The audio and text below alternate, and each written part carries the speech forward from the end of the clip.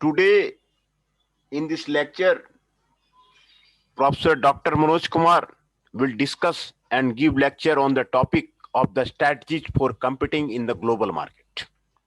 How to compete in the global market, which is essential for any of the company for its survival and its growth. This is the topic of the strategic management, and this is necessary for any of the company for competing in the global market. The globalization profile of the US food farms is the mix. US sales from the foreign direct investment is now over 6 times the level of the export, while the US processed food trade balance has moved from 9 billion in 95 to the 7 billion in 2004. Competitive forces drive firms to seek new areas of the growth with either portfolio expansion or penetration and expansion in the new market. Although the forces that weigh heavily on a firm are recognized, their influence in determining a firm's action in choosing a particular strategy is not well understood. As the nature of the food manufacturing is evolving and the operational scope of the food manufacturing firm has grown from local to regional, national, and global, is there a new role for the policy? What we do know is that a firm trades with the other firms and that aggregate trade patterns don't fully reflect how firms view prospects, make decisions, and factor in policy as they organize themselves for the trade. What will be the decision? What will be the factors? This will be discussed here. Addressing the potential characteristics of the competitiveness for the industry and the firm, followed by the conflicting influences of the R&D on the competitiveness. We focus on what is meant by a global food firm with the use of the experiences of the three industry case study. Three industry case study have been discussed here in this lecture. The keywords are the competitiveness, food manufacturing, globalization, and the case study. Strategy for competing in the global market. Introduction. The incentives and barriers that firm and their industry face revolve around the degree and nature of the competitiveness vis-a-vis their peers and on the impact of the regulatory pressure between the country. The analysis of competitiveness is complicated by the increasing globalization of the food industry. What we do know is that a firm trades with the other firm and that aggregating trade patterns don't fully reflect how firms view the prospect, make decisions, and factor in policy as they organize themselves for the trade. Recently, policy discussions increasingly emphasize macroeconomic interventions and adjustment to help firms adapt to the globalization. These include key channels which can impact domestic firms in the form of the greater competition, technology transfer, and access to new markets, and also identification of the specific macro policy that enhance the efficacy of these channels. The overall message in many discussions is that the chosen policy intervention should clearly emphasize the importance of promoting a competitive business environment rather than initiating targeted support of any subsector. Various forces. The forces are mentioned here. Technological innovations. Innovations are necessary for any of the company. Public institutions, infrastructure support, firm organization structure, and government policy can all influence competitiveness. Interaction between the industry strategy, government policy, and the competitive force can result in the reaction in a market, and those reactions create a different environment for each firm, while the market can create winners and the losers. A clear policy guide should be that selected macro intervention must be crafted to minimize the distortion in the market. The new economies of the trade and growth offers some convincing evidence that falling trade costs are associated with the reallocation of resources toward more productive firms, and in some cases many result in further productivity growth in these firms. This may be the result of exposure to new technology or perhaps the result of the experience.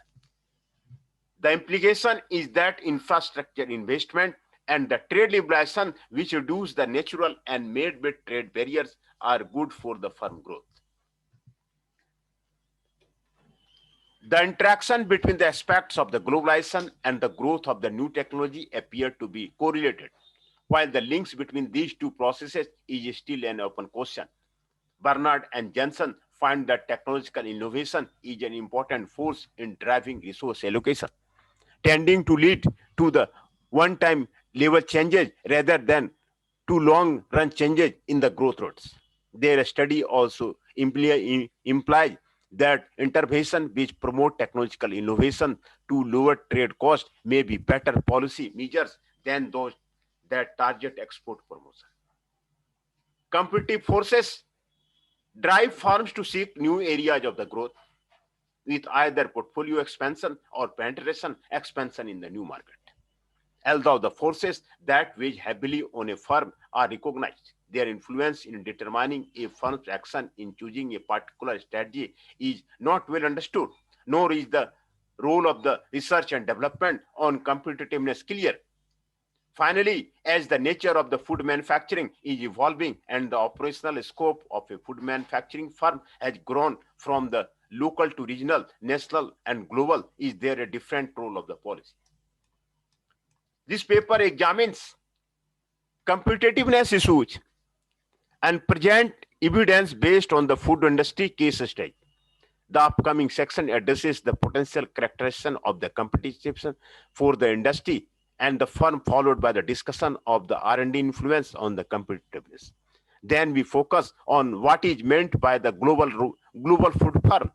The next section describes the forces waging on the three firms selected for our analysis and how these focus have shaped the competitive strategy chosen by the firm. The paper concludes with an assessment of whether there is a need for a new role for policy in the evolving global food market. Competitiveness. Here the some definition of the competitiveness is given. The notion of the competitiveness has been the subject of a myriad of the indices, mostly from a business analysis perspective that define the climate or entrepreneurs and business to develop and expand commercial activity. At its most basic level, an economic foundation of competitiveness relates to the ability of an economic entity to create value to achieve sustained growth. This necessarily involves ability to manage assets and process as the firm increases the value or wealth of its activity through growth and productivity. The notion of the competitiveness is to present a state of being in an economy in the sense that an environment exists that can promote the activities of the economic entity to achieve the potential to create the value. In the case of the production and marketing of the undifferentiated commodity, competitiveness can suggest the notion that there are winners and the losers. When products can be differentiated and markets can grow, competitiveness is not always a zero-sum game. From a policy perspective, there are interventions that can propel an economic entity to become and remain competitive. From a business policy perspective, investment in the productive capacity and the production potential are encouraged. From a government policy perspective, interventions are intended ostensibly to promote a competitive environment to maintain a level playing field. These interventions can be regulatory in nature or can provide or support public infrastructure and capacity. Competitiveness at what level? Measures of competitiveness that are often brandished in the business news include various indices of the competitiveness, many of which take into account a range of the factors that are nurturing in nature. The nature of the competitiveness is to ensure a well-defined feasible set of the opportunity and then to facilitate firms' ability to optimize on this set of the choices. The determining factor of these indices address issues of the number one, technology, such as the quality of the technological infrastructure, the quality of the business government and the management. Number two, public institutions, such as the quality of the judicial and political institution, the role of the government and budget regulation, the burden of the social cost. And number third, the macroeconomic environment, such as openness of an economy to international trade and finance, the development of the financial market, labor market flexibility. The story of the competitiveness is not restricted to any one level, whether at the national, industry, or the firm level. A stimulus for the competitiveness injected at one level will play a role radiating through all the different levels. Therefore, reactions to the government policy targeting the competitiveness agenda at a particular level can be mixed. Government are tempted to try and improve the competitiveness of their industry since a country's future prosperity depend on its growth and productivity. Countries do compete in that they choose policy to promote higher living standard. At a national level, the competition is not always a zero-sum game. However, at times policy to encourage competitiveness at first encourage protectionism and a complex set of the subsidy, regulation and incentive distort how assets are distributed. At in the industry level, a definition of the competitiveness focus on the growth in returns to the factors implied. The ability of an industry to be competitive support the growth potential of the firm. Factors influencing competitiveness at the industry level include the quality of the infrastructure in terms of the public and private sector R&D, the interdisciplinary competition for resources and related government of the food agriculture policy.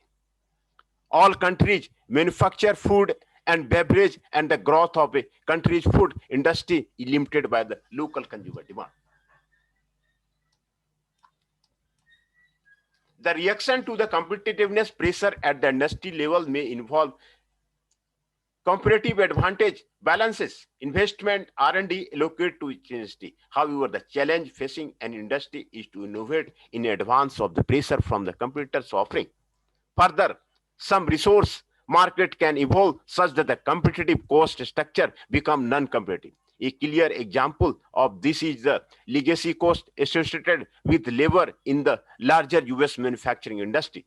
At the firm level, being able to acquire return to factors of production beyond factors cost and achieving growth in profits inconsistent with the competitiveness. In most cases, innovation and the product differentiation serve as an engine for growth. The firm building platform for the future business growth beyond what is immediately obvious is capable of providing sustainable competitive advantage. Factors influencing competitiveness at the firm level include the quality of the technological infrastructure and the quality of the business governance and management. Firm-specific factors play an important role that includes its location, expectation about how its business should evolve, its history, its organizational and governance structure, and past investment decision. Government policy and incentive, market incentive, and the economic climate necessary influences all forms similarly. However, when two companies compete directly, one's gain is the other's loss. R&D and the food industry competitiveness. Relating a firm's capacity to compete to the research and development is unclear. From a supply side, at the firm level, firms with the greater capacity to innovate can be more flexible to adjust the product line strategy and find cost-reducing processes.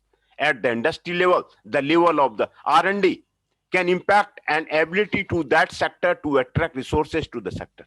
The R&D picture for the US food manufacturing sector is the unimpressive with the 0.7% of the sales, ranked 39 out of the 40 subsector, and rated as the one of the 10 sector with the weakest R&D growth. Relative to European rival, the US R&D pattern is near the average for the group presented in the figure 1. From R&D demand side perspective, the R&D gains is one sector may lead to the redirecting R&D direction in another sector for the generic engineering leading to the biotechnology. Even when the restrict the analysis to one sector's R&D productive growth, it is clear that the initiative to engage in the R&D may arise from a need to enhance the productivity growth. However, productivity growth implies resources used decision affecting the quantity of the resources available for R&D investment in the R&D in particular and the activity in general. Baumol and the Wolf point out some of the dynamic disincentive of the R&D. When the R&D succeeds in increasing productive growth, it automatically increases its one relative cost in the comparison with the production cost, leading to the reduction in the financial incentive for the R&D investment. Thus, the success of the R&D activity serves to undermine its own demand. Unfortunately, the more impressive is the record of the past success of the R&D activity, the more strongly it tends to constant private demand for the R&D. In addition, autonomous levels of the R&D expenditure maintained at the significant levels that are unresponsive to the budgetary pressure facing the private provider of the R&D tend to discourage a strong presence of the private sector R&D. The private sector can free ride of autonomous R&D activity in times of the budgetary pressure, implying the private sector will not renege in R&D efforts until well after the financial pressure has lifted. Periods of the sluggish productive growth may be foreseeable, a consequence of the incentive mechanism for the R&D. What is global? Here the question of the globally is defined here. What is the global? Globalization fits the level of the competitiveness as it relates to the faster communication, improved transportation, increased flow of the goods and services, labor mobility, and the rapid financial growth.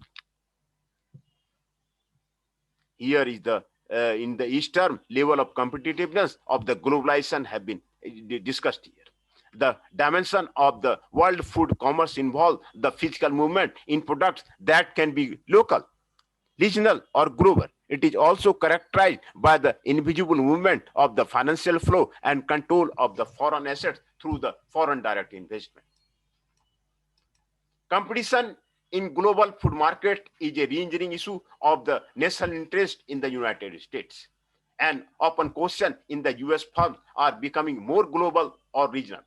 Recent evidence presented for the US manufacturing finds firms are increasingly sending a greater number of the products to a larger set of the diversified country, and trading firms are becoming increasingly more important and export extensive.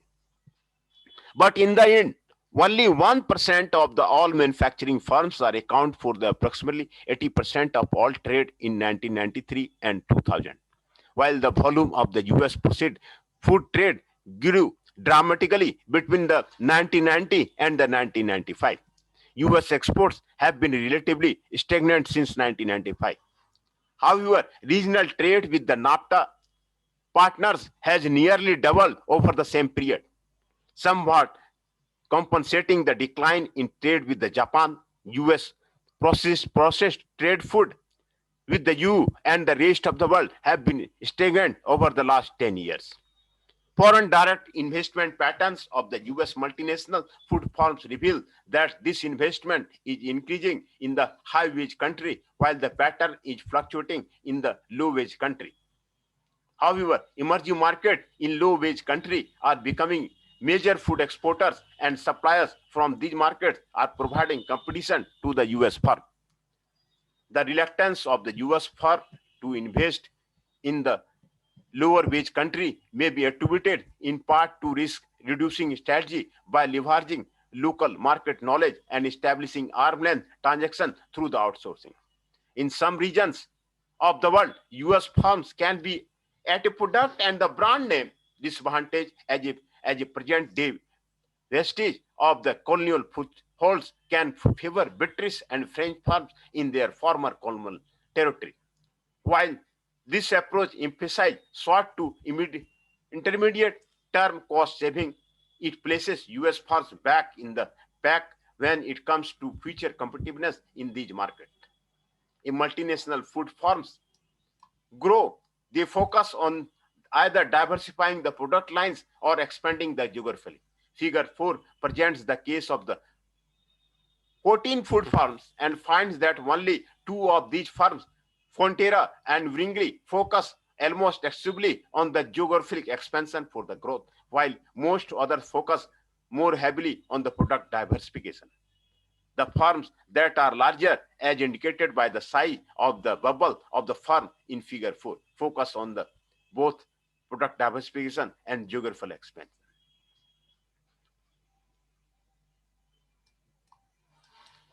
Now examining competitiveness for the ground level. 3 case study is given here. A review of the aggregate respective presents a paradox in terms of the how well firms are performing. For US food manufacturing firms, sales from the foreign direct investment is now over 6 times the level of the export, 185 million versus the 29 billion in export. As FDI sales overseas have grown, US food imports have also increased, and imports now exceed exports for the processed food. US processed food trade balance has moved from 9 billion in 1995 to the 7 billion in 2004. However, these numbers may not necessarily indicate the US food company are losing their competitiveness in the global market. To address this construct, we understand an examination of the competitiveness in US food industry by the focusing on case study of 3 firms. Leader in their home market, these firms are the H.J. Heinz, a large public company based in the US that markets around the world. Sanders Hanover, a medium-sized private held company, and Fonterra, a large international cooperative based in the New Zealand. The 3 world-level companies have been discussed as a case study. H.J. Heinz Ketchup. H.J. Heinz is a leading manufacturer and marketer of the branded food globally and has a competitive presence in the condiments, sauce, ready meals, soups, and baby food, with the first or second brand for the products in over 200 countries. Heinz has focused on the 15 power brands globally, of which ketchup is one of Heinz leaders. Heinz ketchup is the top-ranked brand of the ketchup sold worldwide, with the share that is the 3.5 times that of the second-ranked brand Unilever. Heinz's strategy is to make a global perspective in looking for the growth and profit. It sees innovation as the key driver of the growth while simultaneously looking to eliminate ineffectiveness by squeezing out the cost and improve tracking and the procurement system, as well as eliminating slower growing, lower margin incentives that are not contributing to its core cost of the brand. It looks to the global market. Heinz is focusing on creating business alliance with the 17 business agreement created in the 2004, with the 4 especially focused on the Asia Pacific region. It is established a presence in new market globally by having retailers pull Heinz along with their expansion. When a US-based fast food chain opens in China, that chain serves with the Heinz brand ketchup as a condiment. Already established in the food service, Heinz took to maintain its presence as the food service experiences rapid growth. To its credit, Heinz maintains the most efficient ketchup manufacturing technology in the world, with a plant of the format Ohio capable of producing all of its needs globally, with the top-ranked position in North America, 61% market share, Western Europe, 30% market share, and the world, 29% market share. Heinz at the 3rd position in the Asia Pacific region with the 6% market share. Heinz has been active in the developing packaging innovation and promoting the health benefits of the lycopene in its ketchup products. Heinz is also well positioned to service the rapid growth in the food service market. However, its coverage in both Western and Eastern Europe is underperforming, and it is finding its pricing power is being reduced with the food retailers with the increased competition from the private level. which, for example, is the second best marketed ketchup in the Western Europe with the 13% of the market share. Private label shares account for 99.5% of all ketchup globally, 6% growth since 2001. Heinz growth in ketchup is a classic case of the funds potential being complicated by a constellation of the agricultural policy, with sugar being 24% of the ketchup by the volume. US sugar policy inflated with the price of the sugar to the point that high fructose from the syrup is used as a sweetener in the ketchup manufacture. But this substitution precludes the export of the US manufactured ketchup to the EU, which prohibits in importation of the food products containing genetically modified material, which is the bulk of the US produced fur. This combination of the US and EU policy retard Heinz's ability to extract all cost efficiency in technology and the limit trading. Sanders, Hanover, and the Preacher. Sanders of the Hanover is nearly 400 billion privately held company manufacturing and marketing snacks from the two US-based plants in the Arizona and the Peninsula. The primary product produced and the marketed is the Pittel, and the company maintains a competitive presence in the US, almost nudging off the Frito-Lay or the top-ranked position in 2004 with the 20% market share. With the snack business being one of the direct store delivery, the heart of the production and marketing of snack is the extent and quality of the distribution system. A major asset from the which Sanders seeks to continuously extract value is its ability to directly deliver products into the over 4,000 locations, with many of the locations using its own system and the remainder partnering with other distribution. In addition, it is developing a global sales component to its activity, with the 20 million attributed to the overseas sales from the 40 different countries. All of the production exported is the produced in its US plant, and nearly all of the exports are from one specific product line. The Sanders strategy has been to look for the growth at home first, then look to the global market. The Sanders CEO describes a Marco Polo approach to the innovation, where one is willing to be educated from others. That is, pick up idea as one tells about the keeping the good ones and then do them better. Being too small to employ a dedicated global marketing staff, their approach is to take the business global slowly. Like Heinz, Sanders has constructed an efficient manufacturing process that can produce Pittel cheaper than the global competitors. Its cost advantage is that it is more cost effective to produce the product in the US and ship it to foreign locations and paying the duties associated with its import. In the EU, this duty excludes a 30% tariff on the importation of the weight-related produce. Unlike Heinz ketchup, Pittel offer lead private label competition.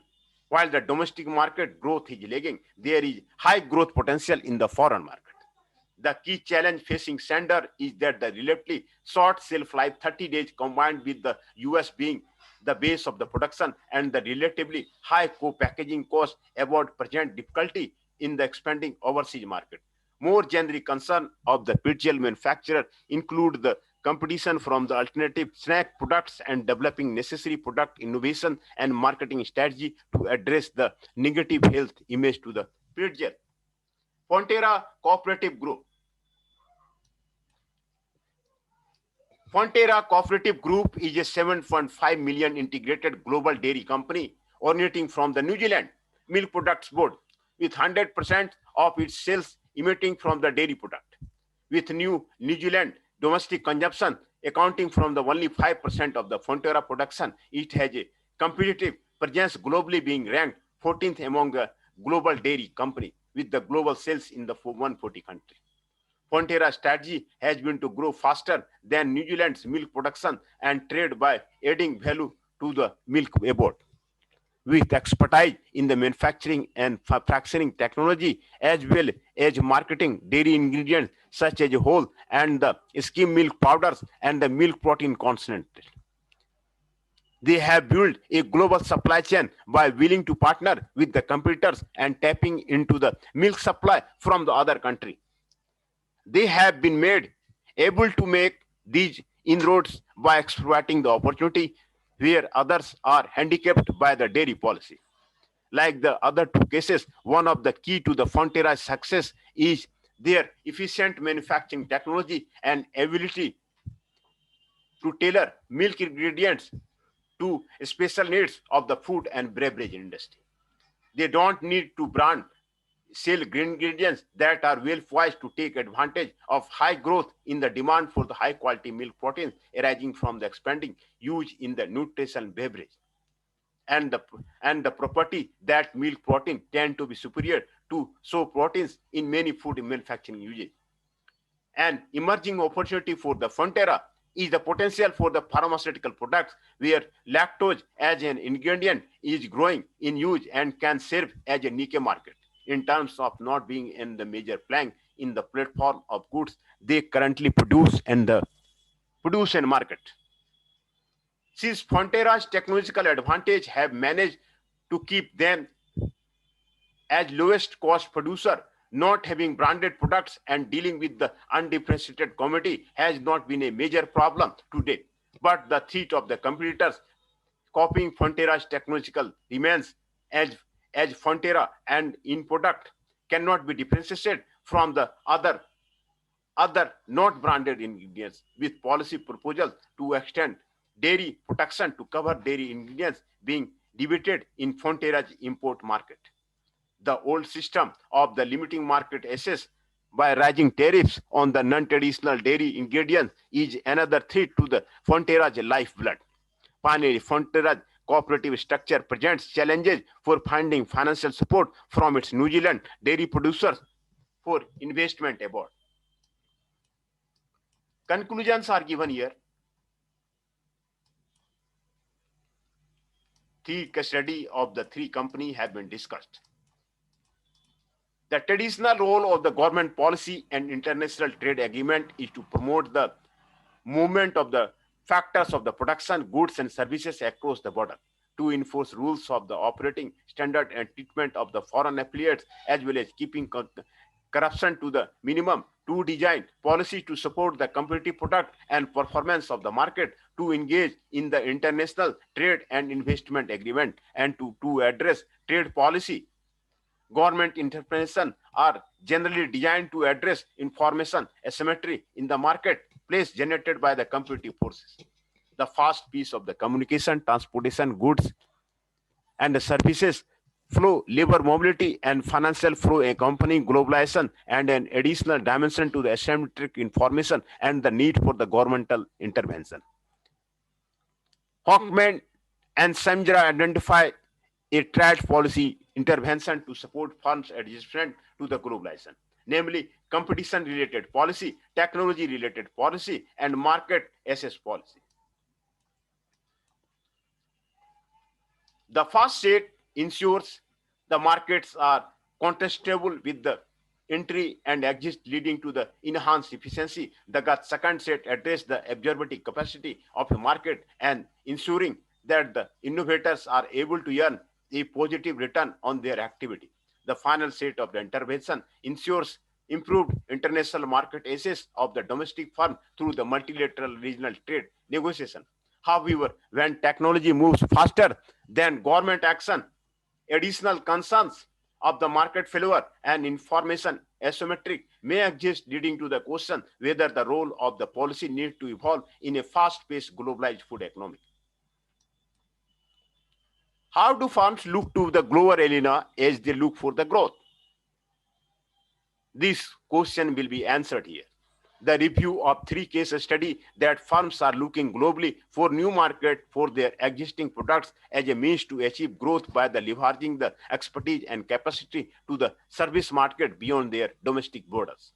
In the case of the Sanders, the nature market for the pitzel in the North America is an additional driver to the expand sales around. The emphasis is not in developing new product per platform for external market, that service future business growth. Access to global market is a challenge for these firms. in addition to the border measure implemented by government, unfamiliar or the new marketing channels remain a challenge for all the firms. In particular, Sender has built its business on the efficient manufacturing technology and quality products that are integrated with the direct store delivery system. When going global, they must find marketing channels to send their products, where these channels have to be rapidly distribute their short shelf life products to the consumer. The shelf life of the pretzel is already at the outer end, with transportation from US based manufacturing to offshore distribution points taking 4 weeks. Maintaining a US based manufacturing strategy is especially constraining. The technological feasibility of producing in other country is not a major barrier. However, the most structure of the production offers a cost advantage for the domestic based production. Another SS-related barrier facing farm is the set of the regulation and policy that are implicitly focused on ingredient, with little harmony between US and EU on the use of the genetically modified material as ingredients. US sugar import policy lead domestic producers to use high fructose corn syrup as a substitute sweetener, but EU restrict the importation of the food products containing ingredients imitating from the genetically modified crop, such as a corn, from which budgets and the corn syrup. This has been of the particular concern to the Heinz, which is unable to export any US manufactured ketchup into a European market.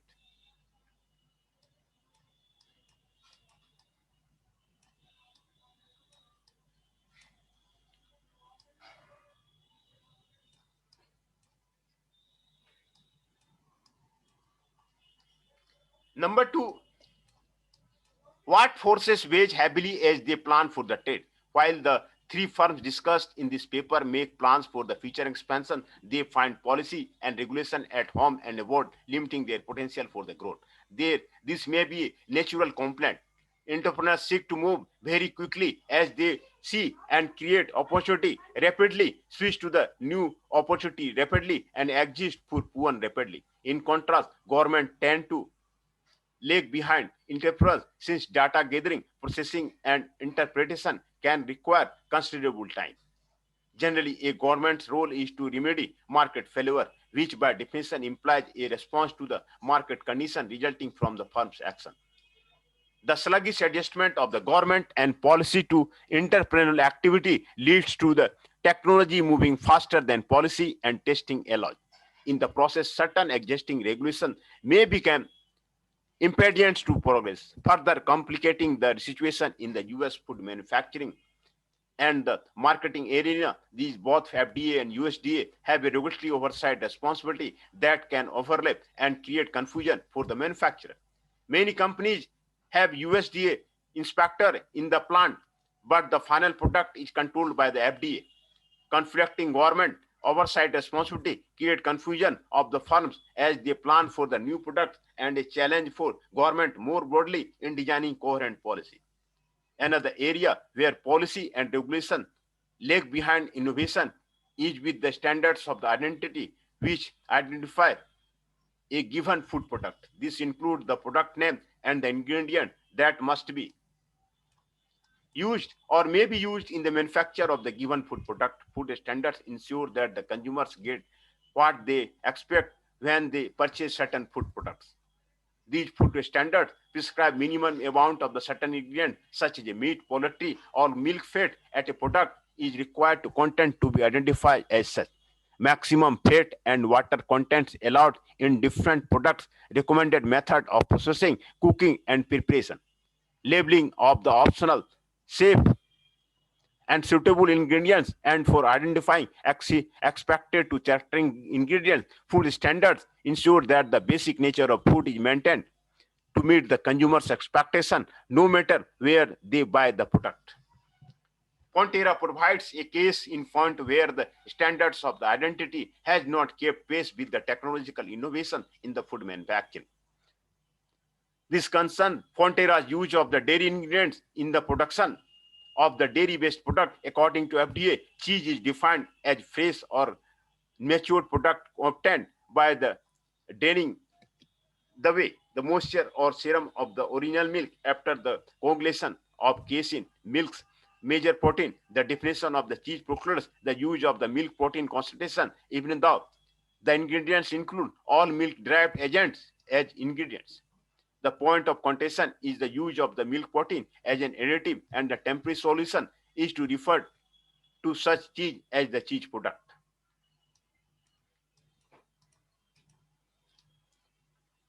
Is there a new role for the policy food firm facing a global market? The question is given here, and the answer of this will be discussed here. An emerging policy concern, therefore, is the need to shift away from a product-oriented perspective toward one that focuses from the one processes and ingredients. Ingredients are the figuring prominently as linkage between the product and process with a concomitant complication of policy issue. Currently, health and welfare related policy focuses on the ingredients who are in the foods in terms of the negative health impacts. For example, these may be related to the obesity as well as development of the nutraceuticals that promote health, but technology-related innovation that permit fractioning and technology in creating the milk protein are the creating confusion in the product definition. Similarly, the promotion of the R&D related to the development and genetically modified techniques in creating new food products are now subject to the regulation and the trade restriction. The highlights of the difficulty with the harmonizing the full range of the policy to support and promote growth at the farm level or the sector level in the foods agriculture. Namely, how far does harmonization need to flow? Dovetailing agricultural research initiative at the state level, federal, with the domestic agriculture trade policy of the other nation, and the objective of the World Trade Organization is obviously overarching. However, there is a position short of the full harmony that can often progress. The final remarks are given here. Managing foreign competitiveness in the global market offers challenges to firm decision makers and those in a policy making position. Firms have obligation to the owners of their asset, but firms operating in the multinational construct tend to the more complex as they are produce the multiple products in the multiple markets, and oftentimes using multiple business units which all tend to the link with the hook of the activating their inherent assets, marketing channel, branding opportunity, and knowledge technological process. Policymakers have their one obligation as a globalization challenge them with an expanding dimension of player to address in the international political and trade policy administration community. When policymakers focus on the needs and nurturing of a competitive environment in terms of the institution, infrastructure, government, and policy in general, firms can react with their own strategy and decision that focus more on creating value rather than exploiting artificial opportunity created by the regulation. Policymakers can play an intervening role to ensure the competitiveness of a sector, such as by building on the infrastructure needs to address the information asymmetry. These are the final remarks, and the references are given here.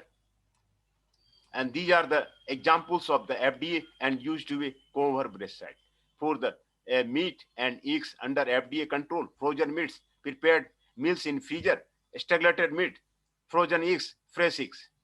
The figure 1 R&D expenditure as a percent of the value added, this shown for the by the country wise and the year wise. For the Belgium, for the Denmark, for the France, for the Germany, for the Netherlands, for the United Kingdom, for the United States. All developed countries have been given here for the figure of the given year. US processed food exports are becoming more regional. It is given for the ROW, EU, Japan, and NAFTA.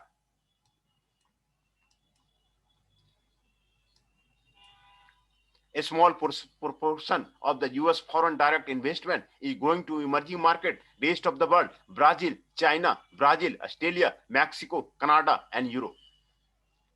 This is given here.